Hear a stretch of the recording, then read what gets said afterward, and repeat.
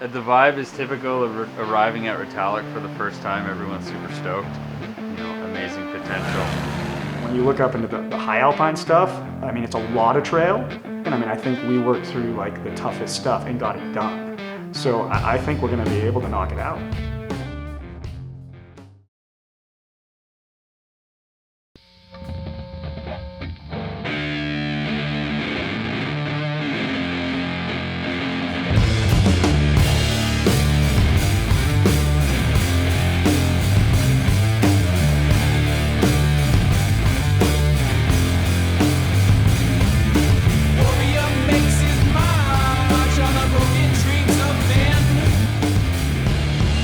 Swing that hammer down now.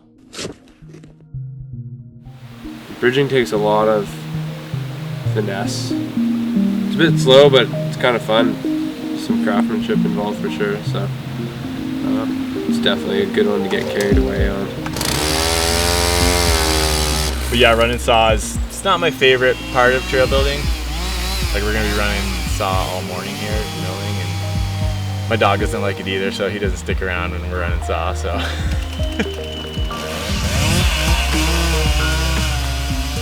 The crucial things at the beginning are definitely like sourcing your wood.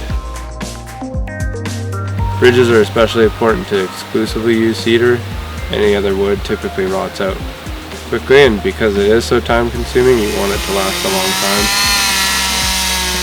For the bridge this size, it definitely takes a couple people because you're moving pieces of tree around and they're heavy, really heavy. One of the most time-consuming parts of building a bridge is definitely the slats. Typically requires quite a bit of wood and quite a bit of time. For this project we're using an Alaskan mill to try and help speed the process and produce a better final result.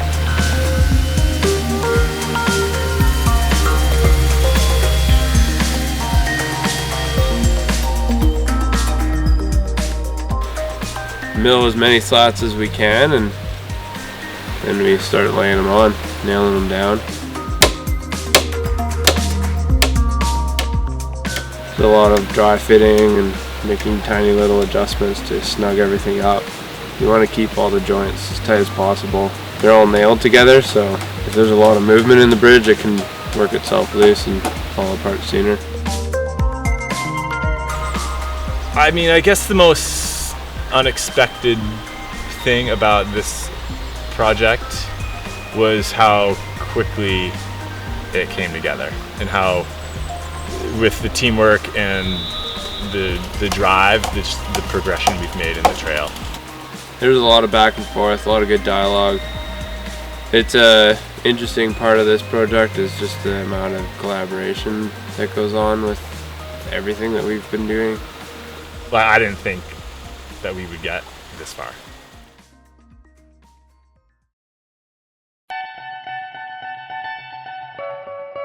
It was an interesting time away, man. We got back up here just after a 2-month break. We're up here in mid-June and now it's mid-August.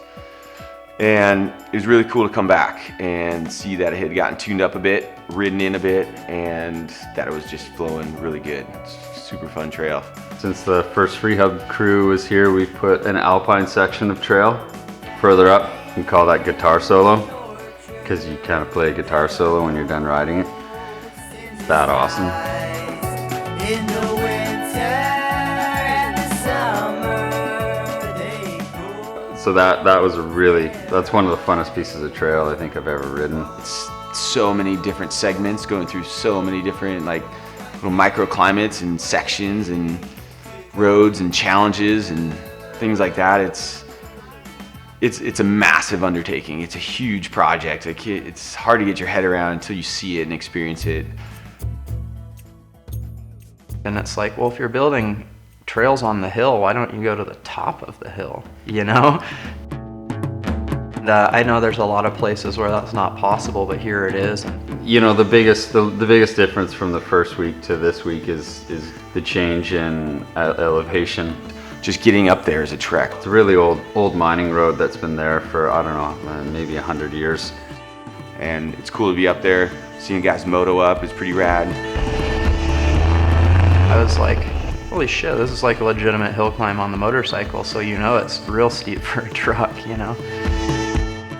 45-minute drive and then a good 45-minute hike.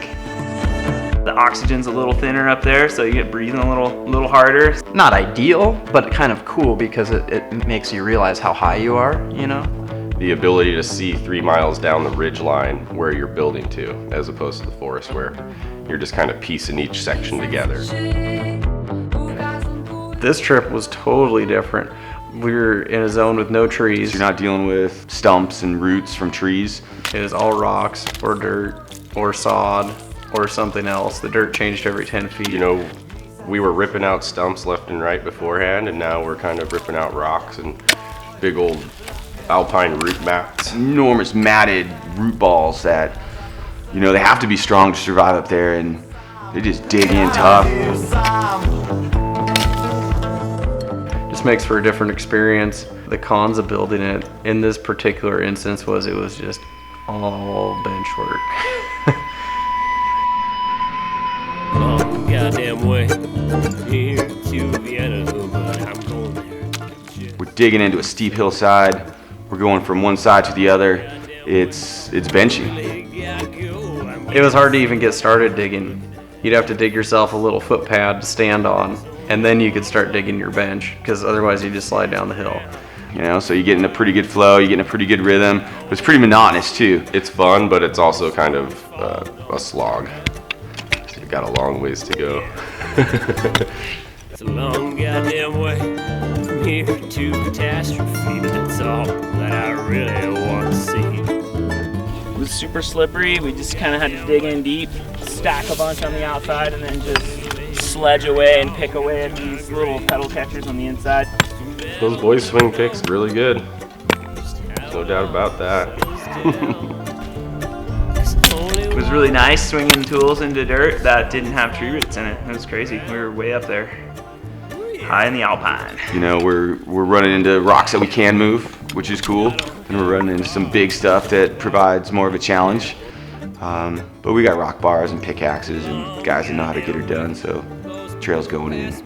Just blows me away building with a crew of dudes who work pretty hard, and you know, by the time you're done with the little section you're working on, you've had 4 or 5 people leapfrog by you because they're finished, and then you know, by the time you're done, you look down and it's like, holy crap, you know, there's like so much more trail build, and you hop down and leapfrog that. So that's pretty motivating, I think. You know, I've been pretty gassed a couple of the days, and you know, you just sip some water for a couple minutes and then just kind of get back to it. The other challenge is weather. Yeah, we got some hail, some rain, fucking lots of sun breaks. It was pretty much perfect building conditions. The best thing ever for us when it rains out there, it just packs the trail down, which is really key. We need that. Looking at how far we had to go to make it work, I was a little bit leery about being able to actually get it done in the time that we had, and we actually finished a little bit early.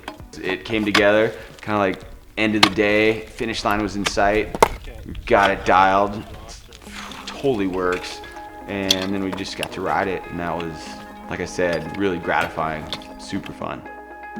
It's pretty weird, like you stop and look around and like get vertigo, and you're like, whoa. It's an odd feeling when you've got to drop in on the hill and you just don't want to look down. Tons of exposure, super steep slopes.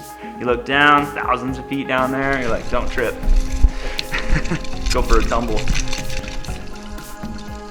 Fucking awesome, dude. I probably wouldn't have rode it first try without following Sam. So like, keep your eye on your tire, or the buddy in front of you's tire. Coming off the peak, really natural terrain, super rocky, you know, fall line down the ridge, rowdy, but awesome. Some gnarly lines in there. Guys are riding them though, it's killer. It's rolling fast. It's gonna be fun and quick and really enjoyable.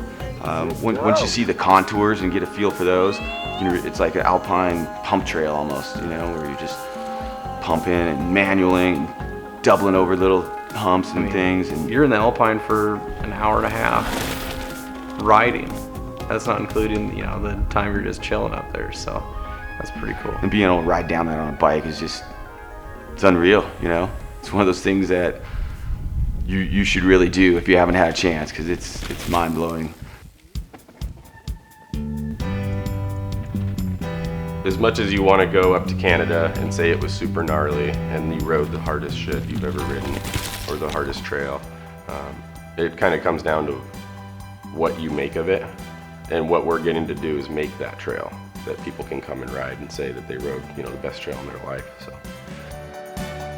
In the cave where I live, all the shackles hold me so tight, and I can't sleep, and I can't even close my eyes, and I can't move, and I can't fight. All the shadows on the wall, well, they twist and swerve, and I can't even make them out at all. So I try to turn to see who's next to me. Well, he's chained to the ground.